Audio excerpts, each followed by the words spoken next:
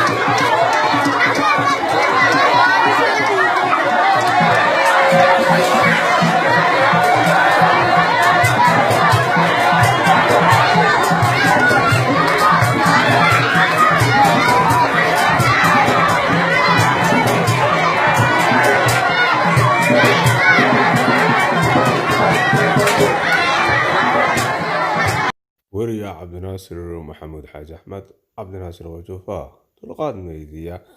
ciyaaraha dhaqameedka Banaadiriga